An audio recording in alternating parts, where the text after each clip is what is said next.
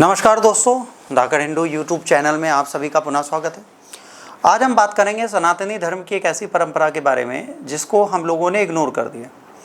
वैज्ञानिक मान्यताओं की अगर बात करें, वैज्ञानिक रूप से एक सही ज्यामितीय संरचना की बात करें और भारतीय इतिहास को अगर हम टटोलें तो हमें मिलेगा मात्र एक उदाहरण जो इतना उत्तम है, इतना पराकृष्ट है कि इसको देखने के पश्चात आपको यह आभास होगा कि भारत की इंजीनियरिंग विश्व के किसी भी इंजीनियरिंग से लाख गुना बेहतर थी हजारों साल पहले। आज हम बात कर रहे हैं कैलाश कट टेम्पल की, जो एक पूरे पहाड़ को काट के बनाया गया। यदि आप इस कैलाश कट टेम्पल को ध्यान से देखेंगे तो आपको क्या दिखेगा? आपको दिखेगा कि इसकी संरचना ही अलग है। एक पूरा पहाड़ जो ऐसे है, इसको ऊपर से काटेंगे, मतलब पहले शिखर बनेगा, प्लेटफॉर्म बाद में बनेगा। हमारे देश में क्या होता है, आप घर बनाते हो तो पहले ज़मीन बनाते हो, पहले बेस बनाते हो, फिर ऊपर जाते हो। ये पत्थर को ऊपर से नीचे को काटा गया। विश्व इतिहास में इससे बड़ी संरचना इस तरीके से सिंगल पत्थर पर कोई भी नहीं बनाई गई। यह आपको क्या आभास दिलाता है? आपको आभास दिलाता है भारतीय संस्कृति की पराकाष्ठा की विश्व इतिहास के मंच पर। आज कहा जाता है हम पिछड़े, धर्म में आइए, ज्ञान में आइए, आपके प्रेडिक्शन पे आइए, तंत्र मंत्र में आइए, विज्ञान अन्वेषण पे आइए, प्राचीन इंजीनियरिंग पे आइए, भारत कभी पीछे नहीं था। अब आप कहेंगे सर विज्ञान और अन्वेषण पे हम अच्छे कैसे हैं? विश्व के मैक्सिमम एआई टूल पता है किसने बनाए हैं? भारतीयों ने। विश्व के सबसे बड़ी टेक कंपनी के हेड बने कौन बैठे हैं? भारतीय। और अब भारतीयों की बुद्धि की परिकल्पना कर रहे हैं। भारत कमज़ोर कभी था नहीं, ना कभी होगा। यह समस्या है कि हमें कमज़ोर दिखाया गया है, हमें कमज़ोर बनाया गया है पाश्चात्य सभ्यता के लोगों द्वारा। तो आइए आज हम ऐसी बात करते हैं रॉक कट टेम्पल की। अगर हम मॉडर्न इंडिया की बात करें और मॉडर्न विश्व की बात करें, आधुनिक विश्व की बात करें, आधुनिक विश्व में कोई भी ऐसा व्यक्ति नहीं है जो एक पहाड़ को काट के एक मंदिर बना दे, वो भी इसमें सूक्ष्म से सूक्ष्म जानकारी एकदम क्लियर उकेरी हो। ऐसा करने वाला कोई भी नहीं। हमने करके दिखाया। अगर लोग कहते हैं छेनी हथौड़े से बना, 1 मिलीमीटर का भी टिल्टेशन होता पूरा मंदिर खराब हो जाता। यहाँ ऐसे टिल्टेशन क्यों नहीं आए? 1 मिलीमीटर की कमियां हमें क्यों नहीं दिखती? कौन पहचानेगा इन्हें? कौन जानेगा कि इस मंदिर में क्या हुआ, कैसे हुआ और इसके क्या बेसिक फीचर थे? इनको जानने का कॉन्सेप्ट क्या होगा? हमको कैसे पता चलेगा कैलाश टेम्पल कैसे बना, इसके कॉन्सेप्ट्स क्या थे? पहली चीज़, ये जो कैलाश रॉक कट टेम्पल है ये लॉर्ड शिवा या हमारे भोले बाबा को समर्पित है। आप इस मंदिर को अगर अपने जीवन में हैं और सनातनी हैं या भारतीय इतिहास में रुचि रखते हैं, भारत की कला संस्कृति को देखना चाहते हैं, तो आपको एक बार जरूर जाना चाहिए। इस कला और संस्कृति से आपको जो चीज़ मिलेगी वो आपको यह आभास कराएगी कि विश्व इतिहास कितने बड़े मंच पर था और आज भी भारत विश्व इतिहास में कितने बड़े मंच पर है। खुद को गौरवान्वित फील कराने के लिए आपको ऐसे स्ट्रक्चर्स को एक बार ज़रूर देखना चाहिए जो आपके जीवन को पूरी तरह बदल दें। अब जीवन कैसे बदलता है? आराधना से नहीं बनता, साधना से नहीं बदलता। आपको ये कहता है कि वो शिवलिंग दैवीय है तो कितने लोग जाते हैं? बहुत कम। बट वो मंदिर ही दैवीय है, ये बहुत बड़ी बात है।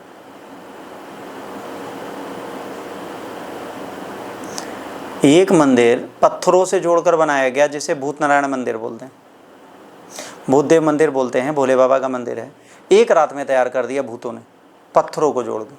उसका स्ट्रक्चर बहुत बेतुका है, वो भी ढूंढना मिलेगा। हमारे देश में कई ऐसी चीज़ें हैं जिनकी मान्यताएं इतनी यूनिक हैं कि हम खुद नहीं समझ पाते इनको माने या इनको इग्नोर करें।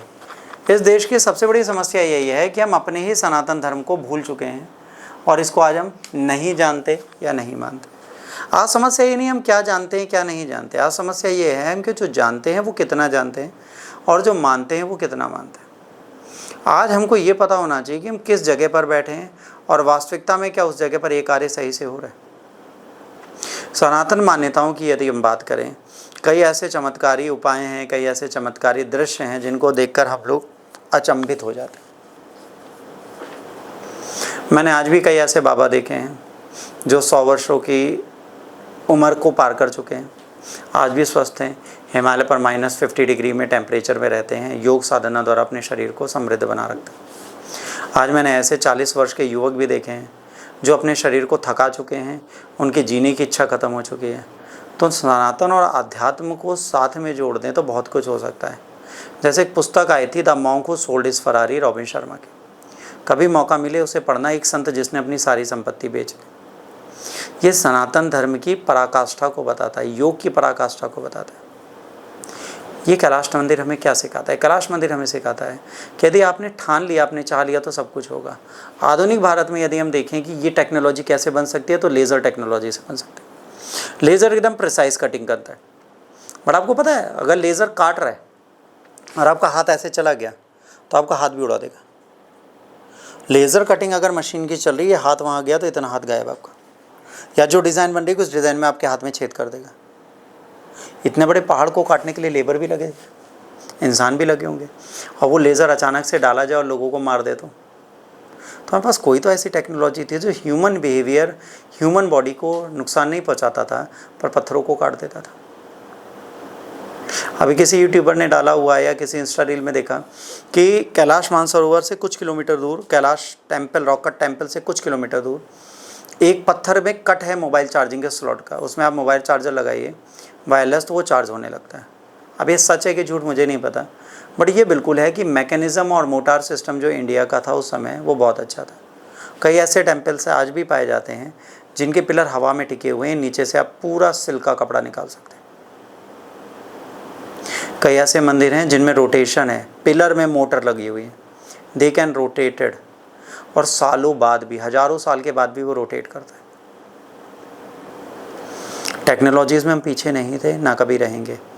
आज हम समझेंगे, कैलाश मानसरोवर की यात्रा पे चलेंगे, ठीक है, कैलाश रॉक कट टेम्पल के साथ। Kailash rock cut temple, Kailash Mansarovar जिसकी यात्रा लोग नहीं कर पाते उनके लिए भी एक बहुत बड़ी चीज़ है। साउथ में कैलाश रॉक कट है और नॉर्थ में ऊपर जाके कैलाश पर्वत है।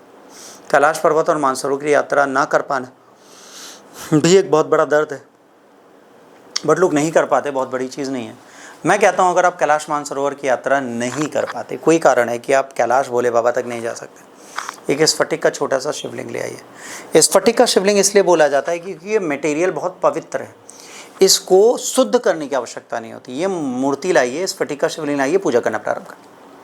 स्फटिक का शिवलिंग लेके उनकी आराधना प्रारंभ कर दीजिए, आपके जीवन के अधिकांश कष्ट मिट जाएंगे। चलिए, कैलाश रॉक का टेम्पल है क्या, कहाँ है, इसके बारे में हम समझते हैं। एक माउंटेन स्कल्पचर्स है जिसे मंदिर में हमने बलद दिया पूरा का पूरा। ये क्या है, इसकी इतिहास क्या है? अब देखिए, लोग कहते हैं कि हमने हैमर और हथौड़े लेकर इसको बनाया। मैं कहता हूँ ये पॉसिबल नहीं है भाई, ठीक है। Temple carve from top to down, ये ऊपर से नीचे के लिए बनाया गया है ना। 2 लाख टन से ऊपर पत्थर हटाया गया, 2 लाख टन से ऊपर पत्थर काट के हटाया गया है बिना किसी जेसीबी और ट्रक के। इसके बाद नो एक्सटर्नल सपोर्ट, कोई फाउंडेशन नहीं है, कोई असेंबली नहीं है, सिर्फ इसे काटा गया प्लानिंग के साथ। अनप्रेसिडेंटेड फोरसाइट चाहिए, स्ट्रक्चरल कैलकुलेशन चाहिए ताकि यहाँ पर कोई भी गलती ना हो। अब ये कैसे बना, क्यों बना, इसके पीछे क्या कारण थे, इसको समझने की आवश्यकता है। यहाँ पर क्वीन का वो था, क्वीन एलापुरा, इन्होंने क्या किया, इनका पति बहुत बीमार था, उनके किंग कृष्णा फर्स्ट जो थे वो लॉर्ड शिवा की ब्लेसिंग के लिए इन्होंने ये कहा कि अगर लॉर्ड शिवा की ब्लेसिंग चाहिए तो हमको एक मंदिर कार्व करना है कि हमारा पति जो राजा है कृष्ण फर्स्ट वो सही हो जाए। इन्होंने मंदिर बनवाने की स्टार्टिंग की। चीफ आर्किटेक्चर ने revolutionary top down carving method start किया। इन्होंने क्या किया, इन्होंने कहा मंदिर को ऊपर से नीचे की तरफ बनाएंगे, सबसे पहले शिखर बनाएंगे, फिर नीचे तक जाते हुए जाएंगे। ये पहली बार ऐसा आर्किटेक्चर किसी ने डिज़ाइन किया और उसको फॉलो किया। इन्होंने टॉप टू डाउन अप्रोच को फॉलो किया, ऊपर से नीचे को लाए। टेम्पल 18 साल में कंप्लीट कर दिया, हजारों स्किल्ड लेबर इनके साथ जुड़े और इन्होंने इसके लिए लगातार काम किया। अगर आज इसकी बात करें, इसमें रामायण के बड़े बड़े सीन्स हैं। जैसे देखिए हाथी की मूर्ति की अगर हम बात करें, इस तरीके के हाथी की अगर ये कार्विंग किसी पत्थर में पाई जा रही है तो ये कार्विंग बहुत आसान तो नहीं होगी करनी। कैलाश टेम्पल पे इस चीज़ को किया गया। पैनल्स हैं, महाभारत की कहानी है, हिंदू डिटीज़ की पूरी डिटेल दी गई है, सिंबॉलिक एलिमेंट्स दिए गए हैं, ठीक है। कई देवता बनाए गए हैं, उनके प्रोटेक्शन की चीज़ें की गई हैं। सेंट्रल कॉर्डयार्ड में नंदी का मंडप है जो किसकी तरफ फेस करके बैठा है, शिवलिंग की तरफ। मतलब नंदी क्या करता है, नंदी 90% टाइम शिवलिंग की तरफ फेस करते हुए बैठता है। अब यहाँ पर दूसरा प्रश्न आता है, नंदी शिवलिंग की तरफ मुँह करके क्यों बैठते हैं हमेशा? किसी और मंदिर में उनके वाहन, जैसे विष्णु के मंदिर में आप जाइए तो वहाँ पे हर जगह वो तो नहीं मिलते। कौन? गरुड़ महाराज मिलते हैं? नहीं मिलते। शिव का ऐसा क्या है कि नंदी उनके सामने बैठे मिलते हैं? कौन सी ऐसी मान्यता है, कौन सी ऐसी कहानी है कि नंदी इतने प्रिय हो गए कि जहां शिव वहां नंदी? शिव परिवार रहेगा पर नंदी भी रहेगा, और सिर्फ नंदी को देख के एहसास होता है कि यहाँ शिवलिंग रहा होगा। कई ऐसे मुस्लिम स्कल्पचर्स आज की डेट में देखे गए जिसमें हमें बाद में पता चला अगर नंदी बैठे तो शिवलिंग भी होगा। तो नंदी क्यों जरूरी है? नंदी क्या है? नंदी को एक वरदान भोले बाबा ने दिया था कि वो हमेशा उनके साई की तरह उनके पास रहेंगे, एक शैडो बन के उनके साथ रहेंगे। उनको ये मान्यता दी गई है कि यदि कोई भी भक्त नंदी महाराज के दाएं कान या बाएं कान, इसमें लोगों को बड़ा कन्फ्यूज़न है, बट कायदे से अगर बात की जाए, अगर कोई भी बाएं कान में नंदी महाराज के कोई भी अपनी विश बोलता है तो वो सीधे भोले बाबा तक पहुँचता है। अगर उनका सबसे बड़ा भक्त और सबसे प्रिय कोई है गढ़ों में तो वो नंदी। नंदी के बिना शिव की आराधना अधूरी मानी जाती है। इसीलिए विश्व में जितने भी मंदिर बनते हैं उनमें नंदी की परिकल्पना को कभी भी काटा नहीं जा सकता। कहीं पे भी शिवलिंग बिना नंदी के अगर है तो अधूरा है। क्यों अधूरा है? क्योंकि नंदी शिव को पूर्ण करते हैं। जैसे सती या पार्वती शिव को पूर्ण करती हैं, वैसे मंदिर में शिवलिंगम में सती और शिव दोनों विराजमान हैं। लिंगम में अर्धनारीश्वर स्वरूप माना जाता है। तो इसके बाद बचे दूसरे जो इनके प्रमुख व्यक्ति हैं वो है नंदी, उनको रखा जाता है। किसी भी शिव मंदिर में सबसे बड़ी चीज़ होती है मंडपम। उस मंडपम के अंदर जो गर्भगृह होता है उसमें पूरा शिव परिवार विराजमान होता है, और शिव परिवार की संपूर्ण पूजा करनी आवश्यक है। आप शिवलिंग पे सिर्फ जल चढ़ा के आ रहे हैं तो आपकी आराधना कभी पूर्ण नहीं होगी। आपको गौरी माता पर, गणेश पे, कार्तिकेय पे, नंदी महाराज पे, अशोक सुंदरी पे, इन पर भी जल डालना है, फिर शिवलिंग पे जल डालना है। हमें ये पता ही नहीं हमें क्या करना है। हम शिवलिंग पे जल डालते हैं, उन्हें नहला देते हैं, चले आते हैं। इससे भोले बाबा नहीं सुनते। भोले बाबा सुनेंगे जब इसे प्रॉपर मैनर में देख के चलो। मॉडर्न टेक्नोलॉजी में शिव का कैलाश मंदिर एक बहुत यूनिक टेम्पल है, बहुत यूनिक आर्किटेक्चर है। इस आर्किटेक्चर में अगर आपको 2 लाख टन पत्थर हटाने पड़े, वो भी मैनुअली अपने हाथों से, आप हटा पाएंगे? नहीं हटा पाएंगे। यहाँ पे 20 लाख टन पत्थर थे।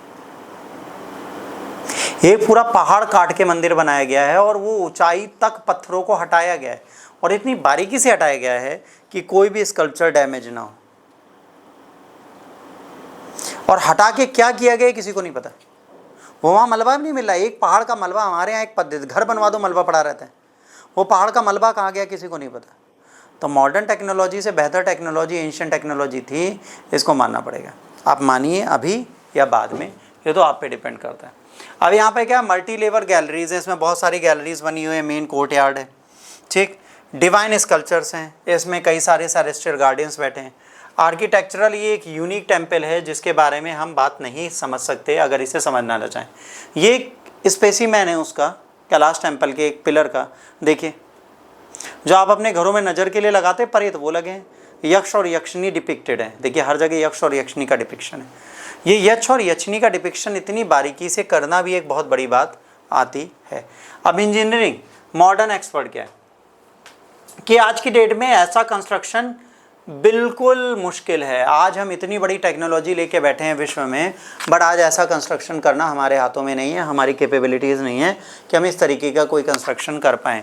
टेक्नोलॉजी डिपेंडेंसी, आज हैवी मॉड्यूलर असेंबली, बड़ी बड़ी मशीनरीज, ये सब हमारे एआई के साथ मिलेंगी तो शायद हम ऐसा कोई स्ट्रक्चर बना पाएँ, है ना। और इसके लिए क्या चाहिए? एकदम एक्यूरेट कैलकुलेशन चाहिए। थोड़ी सी गलती हो जाए तो हम फंस गए। उस टाइम पे सिंपल टूल से कॉम्प्लेक्स रिजल्ट हमने दे दिया। स्ट्रक्चरल इंजीनियरिंग के लिए मार्वल बना, ये चाहिए। एंशिएंट क्राफ्ट में ये यूज़ होते हैं। देख लीजिए कितने छोटे छोटे टूल्स, इनसे अगर हम इतना बड़ा मंदिर बना सकते हैं तो हम बहुत कुछ कर सकते हैं, ठीक। अनआंसर्ड क्वेश्चन, कई लोग ये कहते हैं इतने बड़े बड़े पत्थरों को इन्होंने कैसे हटाया, कैसे मैनेज किया, स्ट्रक्चरल इंटीग्रिटी कैसे बनी बिना कंस्ट्रक्शन को एक्यूरेट किए। बिल्डिंग मैथडोलॉजीज, कंस्ट्रक्शन किस तरह हुआ, टॉप डाउन अप्रोच और कन्वेंशनल मेथड में क्या अंतर है। मॉडर्न इनकेपेबिलिटीज़ हैं। और कैलाश से हमें क्या दिखता है? कैलाश टेम्पल के बनने से हमें ये पता चलता है कि आधुनिक रूप से आप कितने भी बड़े हो जाओ, कितने भी महान हो जाओ, कितने भी सुपीरियर हो जाओ, आधुनिकता कहीं ना कहीं मात खाती। आधुनिकता में कई प्रश्नों के उत्तर हमारे पास नहीं है। जैसे क्या पुनर्जन्म होता है, हमको नहीं पता। क्या लाइफ आफ्टर डेथ है, हमको नहीं पता। क्या ह्यूमन को रिवाइव किया जा सकता है, हमको नहीं पता। आज हमारे पास इसके उत्तर नहीं है। क्या ह्यूमन हेड को रिप्लेस करके किसी एनिमल का हेड लगाया जा सकता है, हमको नहीं पता। गणेश कैसे बने फिर? राजा परीक्षित कैसे बने फिर, जिसे दक्ष बोलते हो, सती के पिता, बकरी का सर लगाया गया। ये कहानियां नहीं होंगी, ये कहीं ना कहीं हकीकत होगी। आज एंशिएंट स्कल्पचर्स को आप देखिए, आपको रॉकेट इंजन पूरा मिल जाएगा कैसे बनता है, उसकी डिजाइन्स बनी है, उसका मोटर बना हुआ है। आपको एंशिएंट स्कल्पचर्स में साइकिल चलाते हुए लोग दिख जाएंगे, ऑटोमोबाइल चलाते हुए लोग दिख जाएंगे, पैराशूट लेते हुए लोग दिख जाएंगे, स्पेस सूट पहने हुए लोग दिख जाएंगे। ये सारी टेक्नोलॉजीज कहाँ से आई? एंशिएंट मार्वल्स में कहाँ से आई? इन सबको भी हमें सनातनी धर्म में समझने की आवश्यकता है। इसके बिना शायद हमारी चीज़ें सही से नहीं चल पाएंगी। इसको समझना हमारे लिए बहुत ज़रूरी है।